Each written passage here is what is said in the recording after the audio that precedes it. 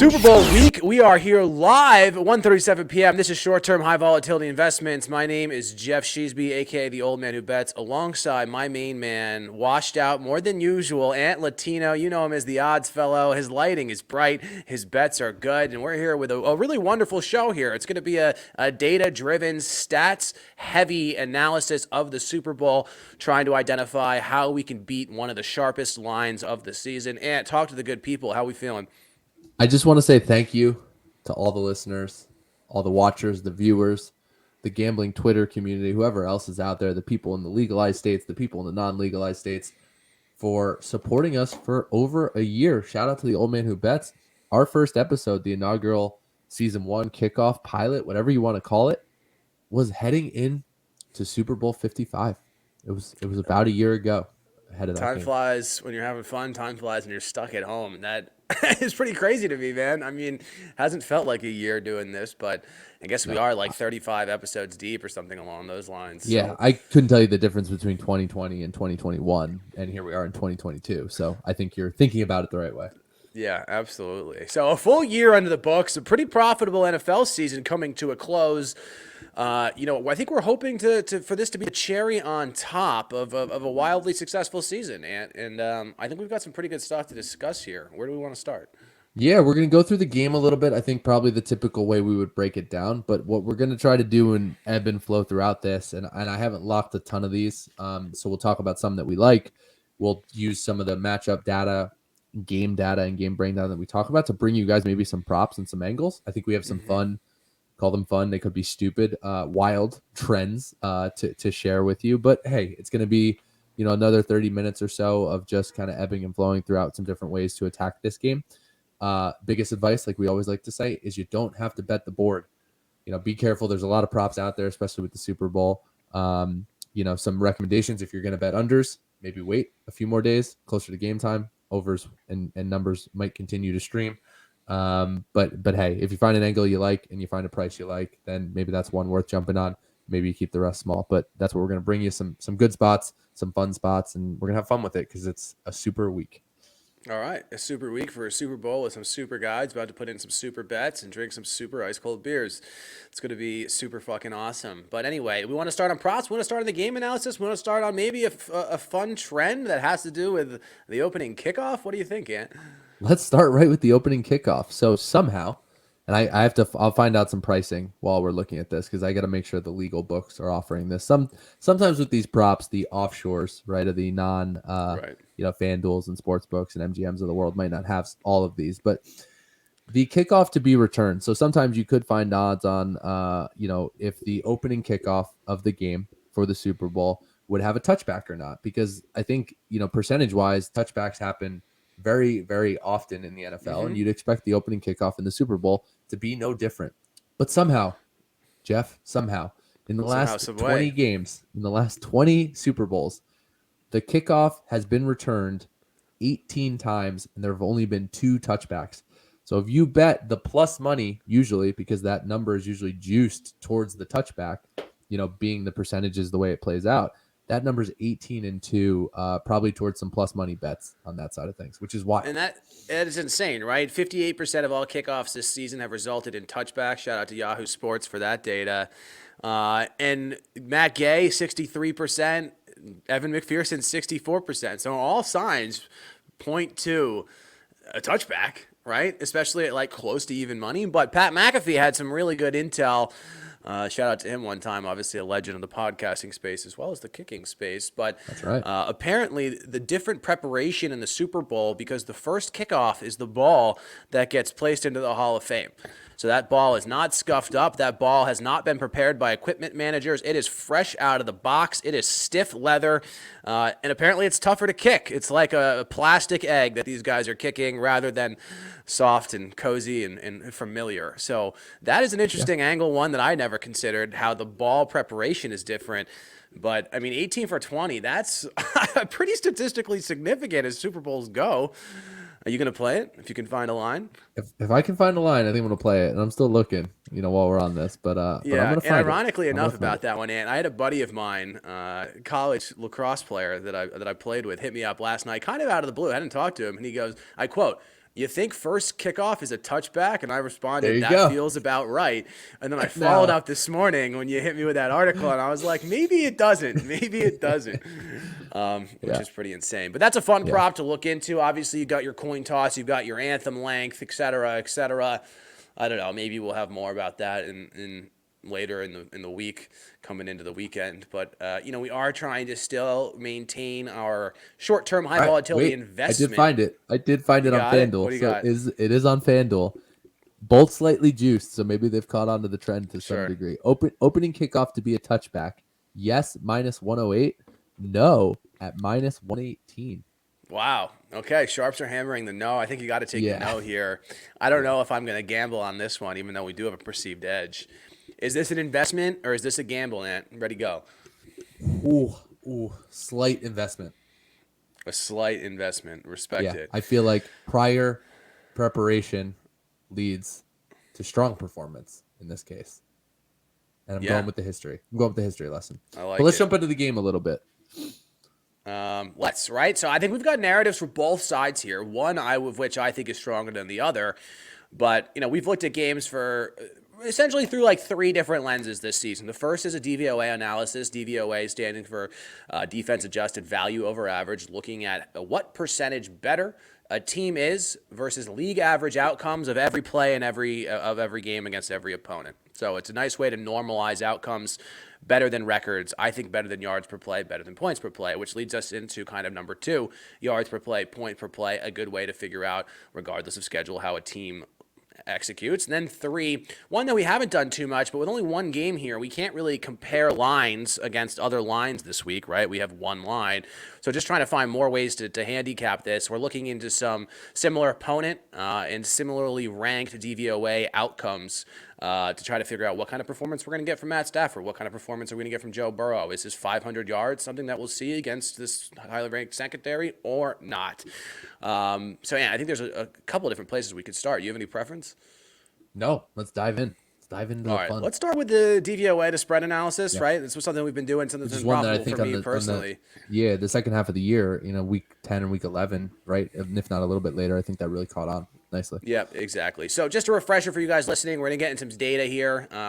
Try to keep up. Any questions, comments, concerns, just hit us in the DMs. Happy to go deeper here. But essentially what we've been doing is try to find perceived line strength. So we're taking the percentage of difference, the DVOA ranking, for this game here. The Rams are 21% better than league average, and the Bengals are 4% better than league average. So that's a 17-point difference. And then what we do is we compare that to the spread. 4.5 divided by 17. The spread divided by the difference gives us a DVOA to spread number. And that number this week is 0.196. Which unfortunately tells me pretty much nothing. Looking at a pretty solid sample size over the season, any line essentially between 0.1 and 0.4, more 0.18 between 0.18 and 0.33 I would consider sharp. No perceived edge, kind of exactly where it should be. And I found that by just averaging week over week to seeing what kind of the stock line is, and it does fluctuate. When the average was closer to 0.6, it looked like favorites were going to cover, and they did. When the average was lower, closer to zero, underdogs kind of ate that week. So directionally here, I'm getting quite literally nothing out of this DVOA to spread analysis, which on a normal week for me would be a total pass. I wouldn't even go deeper on the game. One interesting point here, Ant, before I let you speak and give some thoughts, just to try to get the sample size up, look again at similarly ranked games. The hypothetical Super Bowl matchups did give us some lines last week, and the only one that was different or similar would have been San Francisco versus Cincinnati with a 19% difference, and that line was projected at 1.5. So similar overall difference in percentage, 1.5 for that line, 4.5, 4 for this one on the Rams. To me, that's a slight lean towards strength for the Rams. But again, this isn't enough for me to bet the game. But either way, directionally, I'm starting out with a lean towards the Rams. What do you think? Yeah, I mean, I think the Rams, but what concerns me a little bit about it when you compare to some of the previous matchups is the Chiefs and Titans, were also ranked pretty high, Yep. and I know that's a little bit separate from the DVOA to spread analysis, but even just looking at pure DVOA, the Bengals have beaten good teams to get here, and I've been wrong on them the first two rounds. I did think they would beat the Raiders. That was, arguably one of their closer games. The way that thing unfolded. But, the Rams do come in as just a well-balanced squad that might be hitting their stride at the right time too. Obviously top 10 in both offensive and defensive DVOA. So from a total DVO standpoint, they're sitting around fifth, both weighted and unweighted. So pretty Yeah. strong. And when you look at the offense versus the defense, again, they're right in that, top category. They slide back a little bit on the weighted DVOA and the total offensive DVOA to 8. But their defensive rankings alone are high. And that's one thing I think as we talk throughout this that I'll probably key in on a little bit again. I did it with the Chiefs. I did a little bit less with the Titans because I think I underestimated their pass rush. But when you compare pass rush with this Rams team, like I struggle with how the Bengals are going to be able to hold up. But obviously Joe Burrow's proven he could take a beating for a quarter or a half and keep slinging. So that's one thing I think is worth talking about a little bit. Yeah, and let's make it clear here. In no way do we think that Joe Burrow is not a gunslinger. We love playoff Joe. We love his cigars. We love his swagger. He's the quarterback Baker Mayfield wishes he could be. But that's neither here nor there, right? We're trying to remove emotion from this game while our heart, I don't want to speak for you, Amp, but my heart certainly lies with the Bengals here. My wallet doesn't necessarily. We'll get to why. But, I think one area, great point you mentioned, right? Top 10 DVOA offensively and defensively for this Rams team. There was only 3 teams in the playoffs that had that. That was the Rams. 4, I suppose. The Rams, the Bucks, the Bills, and the 49ers. And probably of course, the Niners.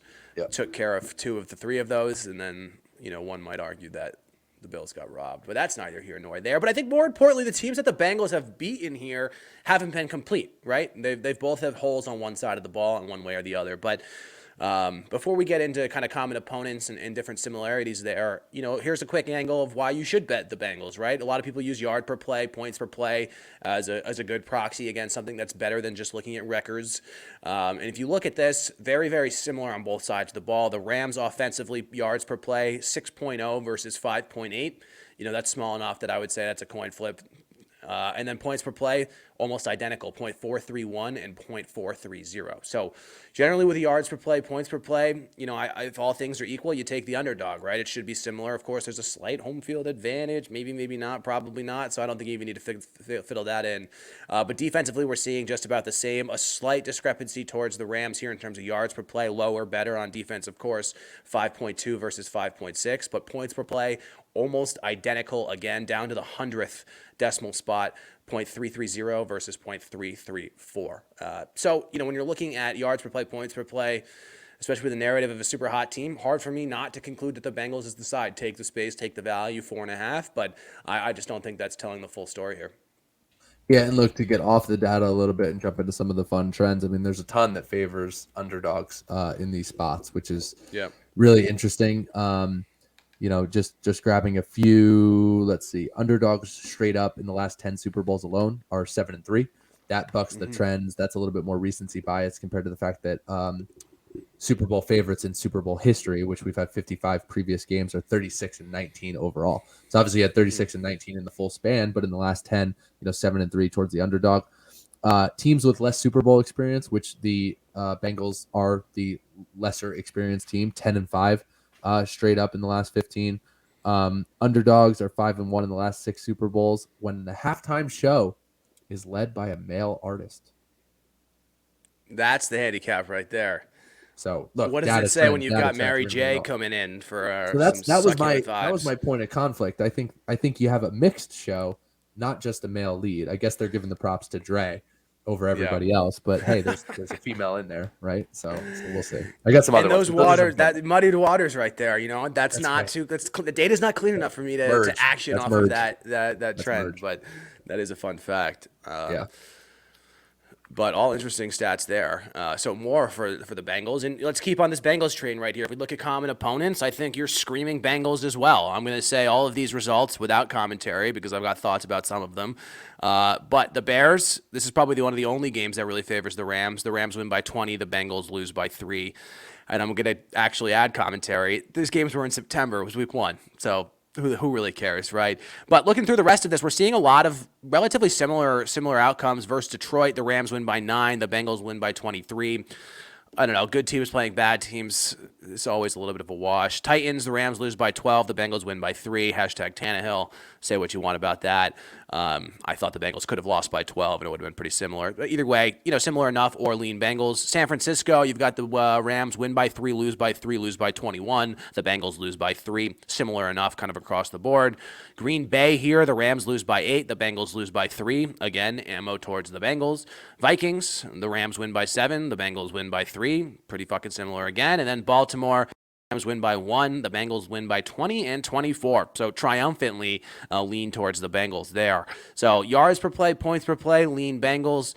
Common opponents, lean Bengals. But, I think my biggest concern here perhaps is, I don't know, just not apples to apples. That Baltimore win, that's in conference, in division. Those teams always play each other harder. And most of these other common opponents, other than San Francisco, is, what wasn't a divisional game for, I guess San Francisco and Green, no, just San Francisco, for the Rams all out of conference. So a lot of muddied water there. And even though it does lean for the Bengals, again, it's not telling me enough about why those outcomes happened. And I'm curious if you put any weight into kind of common opponent matchup stats. I think it's so hard to at this stage in the game because so much has changed, right? There's almost, I don't know what the proper way to break this down in the season is, but you almost feel like there's 3 or 4 quarters to the season, if not even more, right? And, I think that's part of the struggle of what you see. Like, take the Rams, for instance. That team has completely morphed post Von Miller, Odell Beckham, right? Completely opening up the offense and the defense for different reasons. But if you look at those first couple games they played late in the year, mid to late in the year, when they brought those guys on, they were losing. They were struggling. Yeah. They kind of righted the ship and got some other things going. So I think it's hard to look at some of those common opponents, especially if it wasn't the exact same environment, motivational spot, or even time in the season, because so much has changed, and I think that's something that makes it a little bit harder to weight. And I would really focus on what you've seen recently in these playoffs, and some of the matchup data that exists. Yeah, and I think what's really interesting here, and really the anchor of my handicap here is I'm taking the DVOA ranks, offense and defense of both of these teams, and then seeing how players on both of these teams performed against similarly ranked offenses and defenses. So if we take Joe Burrow here, the pass defense for the Rams is ranked number 6th in the league. They haven't faced too many of those. You've got Minnesota at 13, Chicago at 12, Pitt at 8, Cleveland at 7, and Tennessee at 11. And what concerns me here is that Joe Burrow, I thought, rather pedestrian in a lot of these efforts. In Minnesota, he went probably for the best game of any of these, 20 for 27, 262, 2 touchdowns, great. But against Chicago, 19 for 30, 207, 2 TDs, 3 interceptions, pedestrian. Against Pittsburgh in game 1, he was 14 for 18, 172. He did have 3 touchdowns, but also threw an interception, and that yardage stat, not particularly impressive. The game 2 they had here, 20 for 24, 190, 1 TD, 1 interception. Against Cleveland, number 7th ranked, 28 for 40, 282, and 2 interceptions, pretty whatever. And against Tennessee, good enough. The yardage was great, 28 for 37, 340, and 1 interception. But nonetheless, I think Burrow did what he had to do, but that's not going to be doing those numbers aren't going to be enough against this Rams. And there was a strong corollary in every one of these games that they ended up pulling out was that Joe Mixon went off. Against Minnesota, 29 for 127 and 1 touchdown, but Minnesota is the 25th ranked rush defense. Against Chicago, he was only 20 for 69. That's the 24th ranked rush defense. Pittsburgh specifically, where Burrow, I thought his numbers were really dwindling. He was 18 for 90 and 28 for 165 and 2 scores. Pittsburgh's 27th against the rush. Against Cleveland, Mixon was 13 for 63, 2 scores. Cleveland is 22 against the rush. So it's just like every one of these games, Mixon 8 against defenses that were ranked 20th or worse. Which I think is pretty concerning. And yeah, I'll stop there so I don't ramble for this entire thing, but I would love to quickly parlay this into looking at Mixon stats against a similar ranked defense. I would love to get your thoughts just kind of right off the cuff. Yeah, no, I think that's a fair point with Mixon, because even just keeping with that theme of how this Los Angeles Rams team ranks against the rush at the line of scrimmage, that's where they jump out a little bit more than maybe some of the previous opponents, especially recently that the Chiefs have faced in the sorry, the Chiefs. Well, I missed the Chiefs, but that the good old Bengals have faced here in the playoffs. So from a pass rush win rate, they're winning at 53%. That was good for first during the regular season. Run stop win rate. So winning, on the defensive side at the line of scrimmage to stop the rush, they're winning at 35%.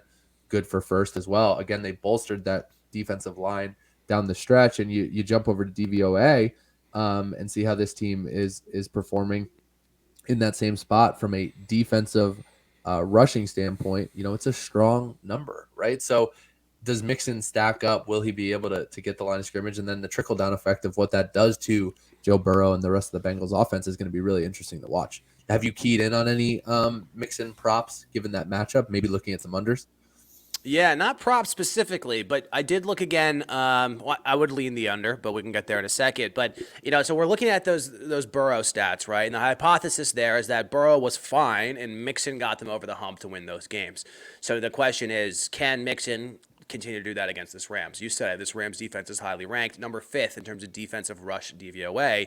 So let's look at Mixon against similar opponents. Baltimore was number 4 against the rush. He was 12 for 59 and 18 for 65, scored a touchdown in both those games. That's 4.9 yards per carry, pretty good, and 3.6 yard per carry, very whatever. Against Las Vegas, whose defense was wildly inconsistent all year, but they were good for number 10 against the rush. He had one amazing game, 30 for 123 and 2 scores, but that's still 4.1 yards per carry, good. Second game, they keyed in on him, 17 for 48 for 2.8 yards per carry. And then last but not least here, San Francisco, number 2 against the run, 18 for 58, 3.2 yards per carry. So against the top 5 defense here, he averaged 3.7 yards per carry. Against top 10, I'm including Las Vegas in this numbers now because I thought that one game, a bit of an outlier. It was his best game of the season outside of the other Pittsburgh game, but they're 27th against the rush. That was 3.7 yards per carry. And Mixon in the postseason, Ant, you guessed it, 3.7 yards per carry. So when he's playing against top-tier talent, the guy averages 3.7 yards per carry. Now, the question is 3.7 yards per carry good enough to relieve Burrow? And I think the answer is no. And that is a huge, huge piece of my handicap here. We'll get into a couple more numbers in a second, but the answer for me is no, and that's a major concern. Yeah, well, and here's even another one to piggyback on it, right? Obviously, we talked about how important previous performances are recently and the matchup data recently, just because so much can happen over the span of an NFL season. The San Francisco 49ers came into that game last weekend, and this might be slightly adjusted till after the fact, but they were 5th offensively from a DVOA standpoint, 5th total offense DVOA. Mm-hmm. Their rush number was sitting there at number 5 as well. I think they were 5, both pass and rush. Cincinnati comes in to this game, way down at 20th from a rush offensive DVOA standpoint. Sure. This same Rams defense, still healthy, 2 weeks off now, more time to game plan, gave up a whopping, if I'm adding this up right, 50 yards on the ground. It's one of the best run offenses in the league. Best rush offenses, creative minds. Obviously, their offensive coordinator has now gone on to take the head coaching vacancy at the Dolphins. That is concerning from a Bengals matchup standpoint, from a Joe Mixon matchup standpoint as well. Yep. Yeah, agreed. And, it wouldn't be fair to only do this for the Bengals side of things. So I looked at Stafford versus similarly ranked defenses. Bengals pass defense, number 24, according to DVOA. So they faced the 17th, 26th, 14th, 27th, and 22nd versus the Indianapolis, number 17. 19 for 30, 272, 2 scores and an interception, whatever. Against Seattle, number 26, closer to 24 than 17 was, 365, 1-1. Against the Giants, number 14, 251, 4 scores, 1 interception. And then Detroit, number 27, 344, 3 scores. Houston, number 22, 305, 3 scores, no interceptions there. So comparatively speaking, of course, similar opponents of similar rankings, boy, do I love Stafford over Burrow in this one. And, of course, both teams have crazy weapons, right? Jamar Chase versus Cooper Kupp, like the secondary is going to be the X factor there. And again, very much lean towards the Rams with the Ramsey-backed or fronted. Yeah, look, in one angle, if you still do like the Bengals, like at that 4 number, sure, could they cover? But maybe you start looking at the money line or at a Joe Burrow MVP case, right? Because I think that MVP number was hovering somewhere between plus 200 and plus 300, depending on where and what and when you were looking. That's obviously a little bit juicier than the money line. And then obviously the money line is still a little bit juicier than a -4, -110, +4, -110. So there's some other ways to attack it if you do back the Bengals here and don't want to just take the points. Yeah, for sure. And we can go anywhere we want here. The last analysis that I looked at was obviously players versus defense. It's a team game here, so we wanted to look at team output and points allowed and points scored versus similar opponents. Do we think that would be a productive exercise to Let's run do through? that, and I'll try to have some props up. They're tough to find because there's so many out there, but I'll try to bring some Right. player props into this if we can. Okay, cool. So Bengals offense number 18. So how has the Rams defense performed against similarly ranked offenses? 18 is the number versus the Colts, number 13. They allowed 24 points against Arizona, number 15.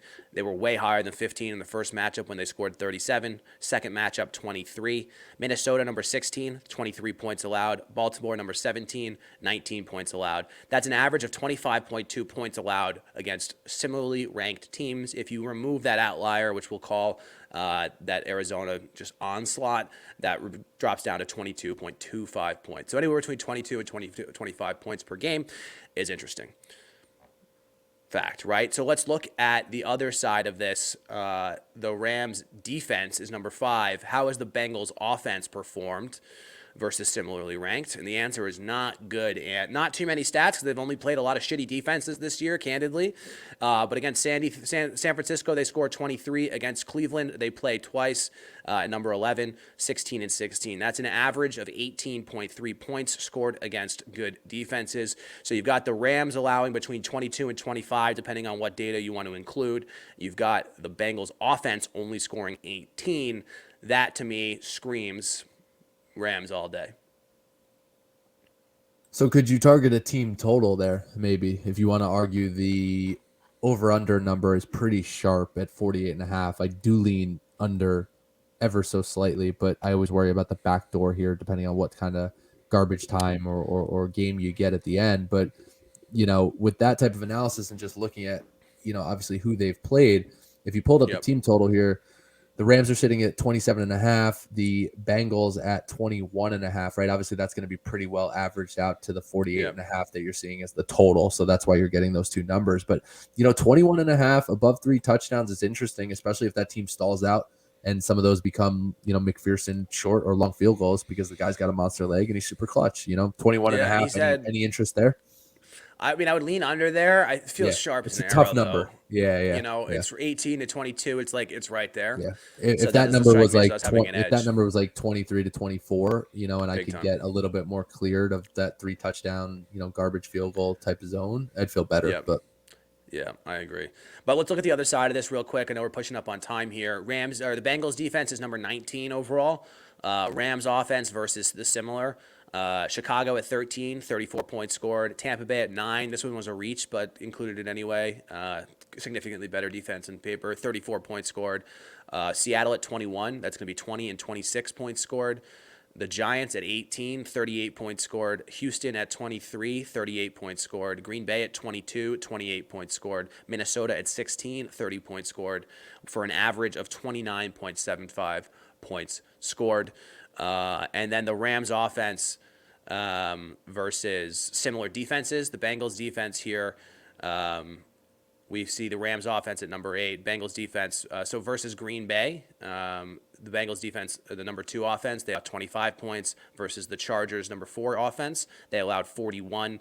And then against Kansas City twice, 31 and 24 for a average of 30.25 points. So summarizing that, the Bengals scored an average of 18 points against similarly ranked defense and allowed north of 30.25 against similarly ranked opponents. The other side of that, the Rams scored an average of 29 and allowed an average of 25. So one of these things is not like the other, right? Scoring an average of 25 versus a defense that allows an average of 30, that means this Ram offense should pretty much do whatever the hell they want, what they have been doing all season. Other side of that, the Rams are allowing, 25, maybe 22. The Bengals are only scoring 18.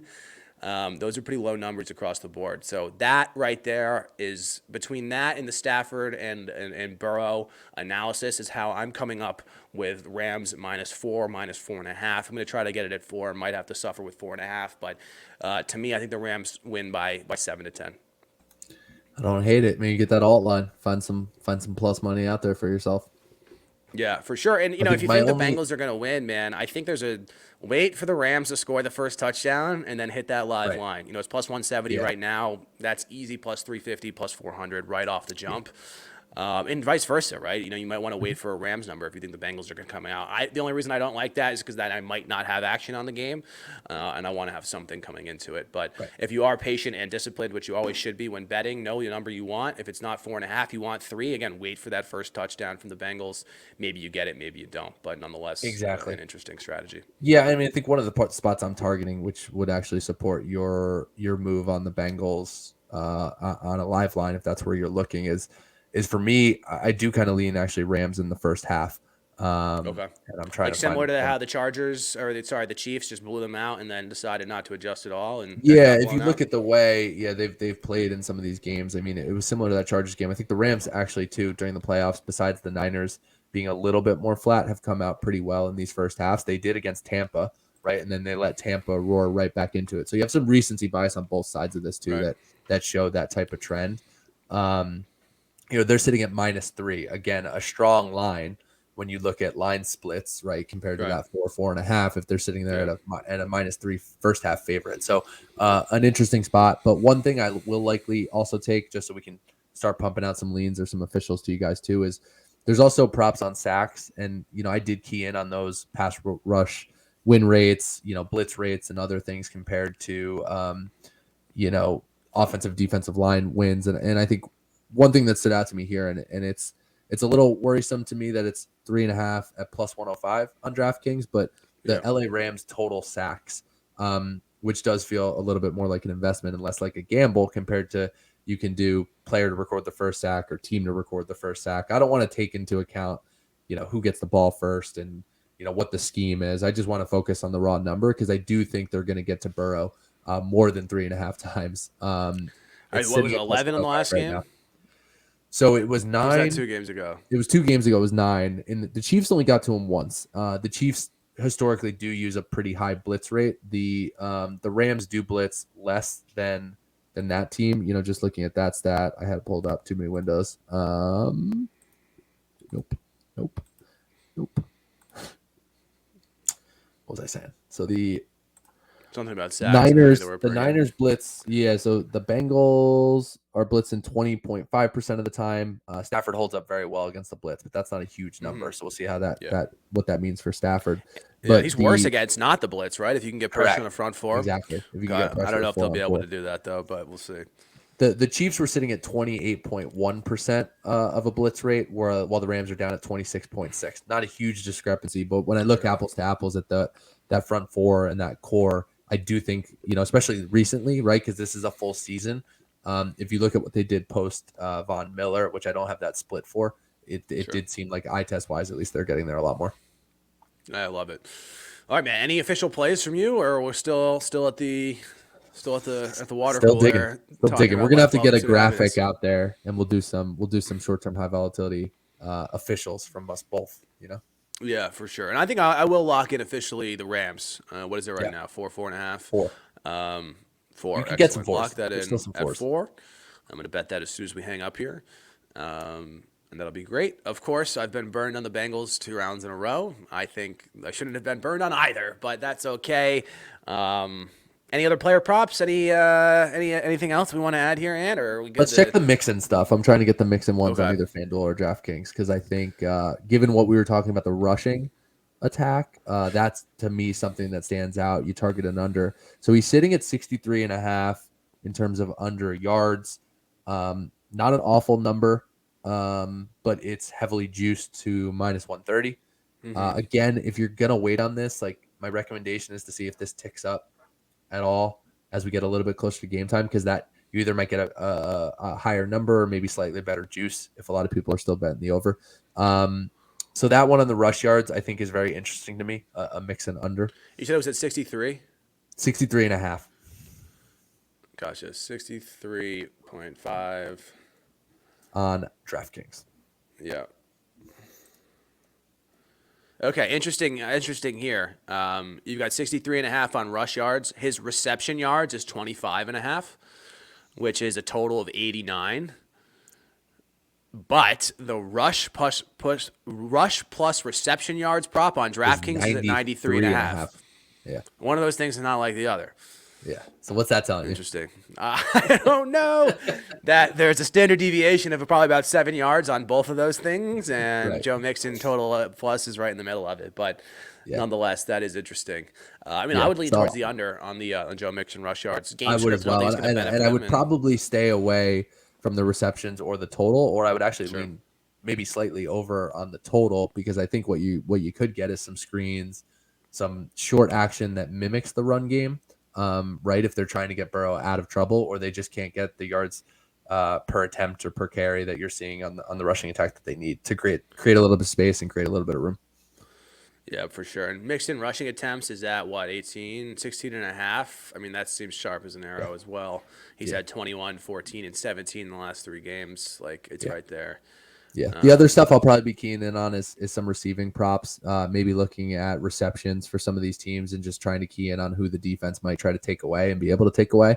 You know, you have some high numbers. Cooper Kupp sitting at under 8.5, which seems like a big number, but he does see a lot of volume. If they start taking that away, what does that mean for the volume that Odell Beckham Jr. and the success that he's had lately? He's sitting at 5.5. You know, so some good spots, right? I think you just really, one of the things I would recommend too is sit down and create a game script of what you think, because if you're betting one way and one direction, you know, what I like to do is at least stack those props and that thing to support that narrative. That could mean if it goes south, it goes really south, but at least you're telling the full story, right? Of how from a matchup standpoint, how if Geoff's on the -4 with the Rams, how are they going to get there? And then what does that mean from a player prop standpoint that you might be able to target? Yep, great points. And 2 last facts we'll leave you here. The Bengals are 5th worst in yards allowed to tight ends. Take a look maybe for daily fantasy. If Higbee can't go, what Blanton, I think his name is, went off last week. They get 5 for 65 or something along those lines. That's interesting. Another interesting fact here, the Bengals are number 6 worst, at least in the regular season, in terms of yards allowed to running backs. Rush specifically, that one's tough because who's going to get the carries? That's the only thing I don't like about that. Should be Akers. Sonny's still available. Henderson's eligible to come off the IR. I don't know if they'll activate him, which is interesting. And a very interesting one, this was from last week. Rams were 4th most yards allowed to wide receivers, but they don't allow that many touchdowns to them. So a little bit of a bend, don't break methodology there. I think you could try to target whoever Ramsey's not on, and then maybe hit Higgins or Boyd to be the chain movers and sneak one in there. But more to come, I suppose, on all that. Right now, I'm on -4 on the Rams. Ant's got nothing just yet, but I think there's enough analysis in this entire episode to hopefully guide you to the profit lands. Yeah, man, and we'll get a fun graphic out with some official picks. We'll each pick some props. We'll have a little bit of fun, and we'll get you some breakdown. I'll leave you with 2 stupid Super Bowl trends to key in on. One you can use as a live betting opportunity. The last 7 teams to lose the coin toss have won the Super Bowl. Interesting. And is So that because they get whatever the ball team loses, first and they're setting the tone early? I think Who maybe the because they're hell knows? deferring. I think the team that wins the toss is deferring. So the team that loses the toss is getting the ball first. I don't know. Yeah. The other one, 35-20 all time, including a couple 6-game winning streaks over the last 15 years or so, like 2 6-game winning streaks bundled in there. 35-20, the team wearing white, so choosing to wear white. In this case, the Bengals were the home team. The feisty underdog, the feisty Bengals had first choice, and they said, no, we're going to wear the blacks. So the Rams are in the white uniforms. The white uniforms are 35-20 all time. That's data. Rams -4, baby. Lock, load, ship it, baby. Well, thank you guys as always for listening. This always will be short-term high volatility investments.